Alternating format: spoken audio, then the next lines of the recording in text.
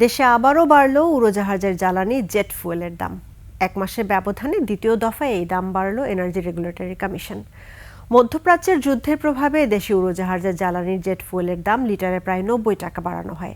এটি এক মাসে দ্বিতীয়বার দাম সমন্বয়। মনোয়ার হুসাইনের রিপোর্ট। 72 ঘন্টা ময়েশ্চার লক সমৃদ্ধ লিলি বডি ওয়াশ শিয়া বাটারের গুডনেস স্কিন রিপেয়ার করে রাখে সফট ও গ্লোয়িং। মধ্যপ্রাচ্যের যুদ্ধের কারণে ঘন্টার পর ঘন্টা অপেক্ষা করেও পেট্রোল পাম্প থেকে মিলছে না জ্বালানি তেল। এই অবস্থায় আর এক দফা বাড়ল উড়োজাহাজের জ্বালানির দাম। নতুন ঘোষণায় অভ্যন্তরীণ ফ্লাইটের জন্য জেট ফুয়েলের দাম নির্ধারণ করা হয়েছে লিটার প্রতি 202 টাকা 29 পয়সা, যা আগে ছিল 112 টাকা 41 পয়সা। এক দফায় লিটারে বেড়েছে প্রায় 90 টাকা।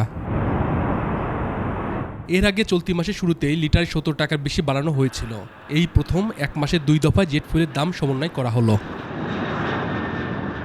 এনার্জি রেগুলেটরি কমিশন বলছে, মধ্যপ্রাচ্যে চলমান যুদ্ধ এবং বৈশ্বিক বাজারে জ্বালানি দামের ঊর্ধ্বগতির কারণেই এই সিদ্ধান্ত।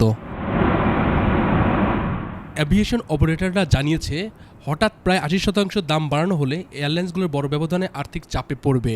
এর প্রভাব সরাসরি যাত্রী ভাড়ার উপর পড়বে। মনোয়ার হোসাইন, 21 টেলিভিশন।